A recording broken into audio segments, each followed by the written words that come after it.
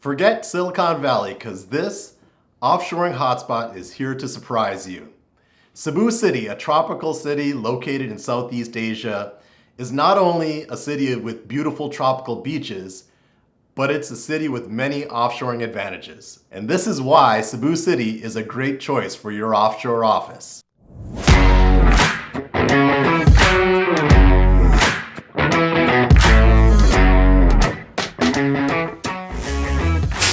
There are many advantages to Cebu. In addition to the obvious ones of low operational costs, even compared to the capital city of Manila, you have a government that supports the offshoring and outsourcing industry. The government requires a 10% differential for employees that are working the overnight shift, which is a common thing when you're working with Western companies. So obviously, employees that need to do that overnight shift, that what they call graveyard shift, they are entitled to a 10% differential pay to offset that increased burden. Additionally, you've got a skilled workforce. You have a population with highly regarded universities in the area, which produce highly skilled workers every single year in many different skills, not only software development, but also marketing and accounting and engineering. Really, any type of highly skilled work you might be looking for your team. Additionally, the infrastructure within Cebu is really growing and expanding every single day. If you look at the skyline of Cebu from 10 years ago to the skyline today, you're going to be amazed by the amount of high-rises that have gone up. It reminds me of the images you see of China as they were having their boom in the 90s and early 2000s. That is now happening in the Philippines, so that you can find office space in these Class A buildings with security and full generator backup and high-speed internet and everything that you would want for your employees, and a space that you would really be proud to have your team in. Additionally, the culture of Cebu is, as you'd expect, it's has a reputation of being very hospitable. Not only the nurses that you see every day, but just the people in general. The people of Cebu are like all Filipinos, considered to be some of the most nicest and hardest working people in the world. And I can tell you that reputation has come well earned. And additionally, the lifestyle of the Filipinos is very much like the lifestyle of Americans. They're watching the same Netflix shows, they're listening to the same music, they have the same Western culture of America. And that makes it a lot easier to work with them. And so these are many of the great advantages of considering Cebu as your offshore office location. Additionally, Cebu, unlike Manila, is blessed to have a beautiful beaches and beautiful landscape that allows its workforce to have, the ability to not always be stuck in the metropolitan area of a huge city. It's well known from people in Manila that Cebu is a place that you want to go to if you want to go to the beaches and really kind of have a vacation from the hustle and bustle of the main city. But it still has a large metropolitan area where you can have all of the advantages that you want of a city. Additionally, there's a thriving social scene in Cebu. If you're lucky enough to come and visit, you're going to be invited by many great restaurants, by top chefs from around the world, beautiful malls that I would put up against any mall that I've been to in the U.S. There's the brand new casino that brings in visitors from all around the globe, which has its own high-end luxury stores and beautiful restaurants as well. So if you're able to come and visit, like many of our clients have done in the past, you're really going to enjoy your time in Cebu, and obviously the employees that are living in that area are enjoying that as well.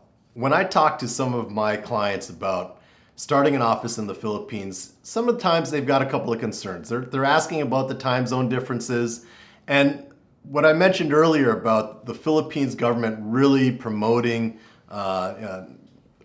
offshore offices and trying to make that the best possible scenario for their employees really is true. So as I mentioned, there's a time differential, a bonus that's paid to employees, and there really is a huge safety net with regard to tenure and 13th month pay, which we can get into another time, which is a mandatory bonus for employees, and other factors that really benefit the employees that are working in the Philippines. And so the culture of the Filipinos really has grown around servicing these Western companies. And you're going to find a large population of people that are highly skilled, that are very eager to work with Western companies. And many of them know, or they all know, that that's going to require a lot of them to work that overnight shift. And so it becomes a badge of honor, if you will, that you've made it. You've achieved some success where you've got a great job working for a U.S. company and working that overnight shift. When we're hiring people and considering time zones, we're very open and honest about the position that's being filled. And so we're only hiring people that are excited about that. Maybe it correlates with their partner, that they're both working that shift. Or we've had couples that have kids and they're able then to swap that out so that one's working the day and one is working the night, and that helps with their childcare situation. Additionally, you always hear the concerns about language. And I could tell you that Cebu, like the Philippines, English is, if not 1A, it's 1B as far as the languages that people speak. All of the higher education is done in English. Basically, all of the government stuff is done in English. You're going to see English language television, English language newspapers. It's really it's well understood throughout the country. And anyone that has any type of education that's going to be working with a Western company is going to be speaking English at a high level. And depending on the role that you're trying to fill, if it's somebody that's going to be talking to clients and speaking, you're going to be able to find somebody that has a very very high level of English with a very minimal accent, if that's something you want. If somebody's doing more I guess work that's not requiring speaking, that they're still going to be speaking English, but it may, maybe you could be open to a little bit more of an accent there. And then another concern that we have sometimes is people just really struggling with how they're going to manage this team that's on the other side of the ocean. And at that point, I tell them that you really need to be thinking about how you're going to set up that team. So if you're working with a bunch of freelancers that are individuals working in various different homes, it might be difficult. It might be difficult to kind of herd all those cats. I really try and promote having your team work in the office. Once you get to 2 or 3 people, you're going to have that natural camaraderie of that team. You're going to have the one person sitting next to the other person to be able to answer questions. Or even if they're not working on the same stuff, you're going to have the kind of the social pressure of just making sure that they show up to work every day, that they're not sleeping at their desk, they're not freelancing or moonlighting on some other projects.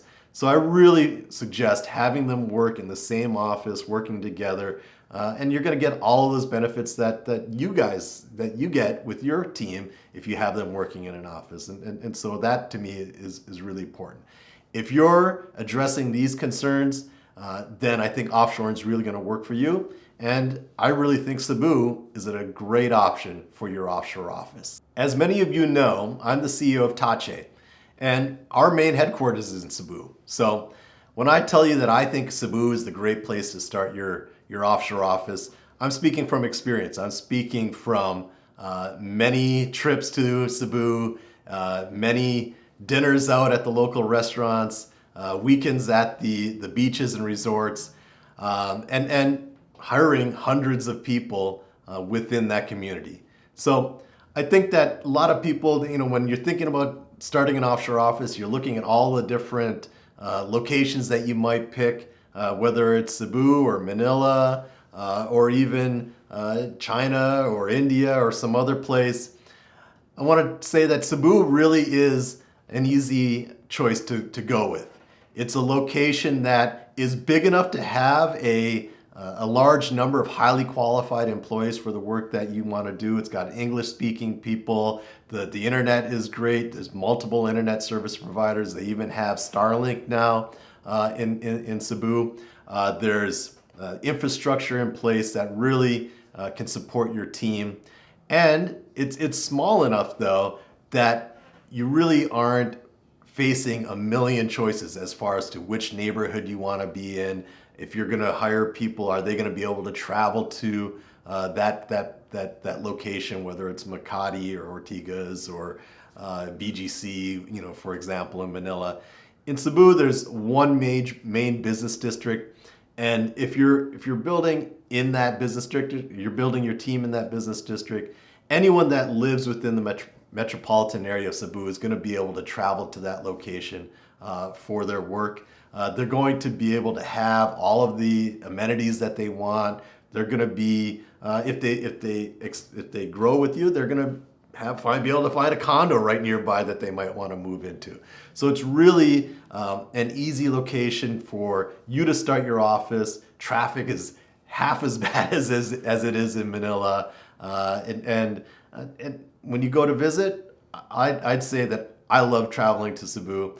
You're going to be able to have opportunities to, explore the area around there. And I think really, also the salaries are a little bit less and the costs are a little bit less. So everything kind of points to that as a great location for your next office. If you're interested in that, reach out to us. We would love to talk to you about the advantages of starting your team in Cebu. But as I've mentioned, also we do have a satellite office in Manila. So if that's something that you really wanted to do, we can help you there as well. If you got any questions, put them down in the comments. We'd love to start a conversation there, or reach out to us directly. Check out our website, and we can talk to you there as well. And also, if you have any colleagues that might be interested, please share this episode. And if you haven't already, please like and subscribe to our page. We'd love to see you on our next video and continue telling you about the great advantages of working in the Philippines on the Philippine Business Playbook podcast. Thank you.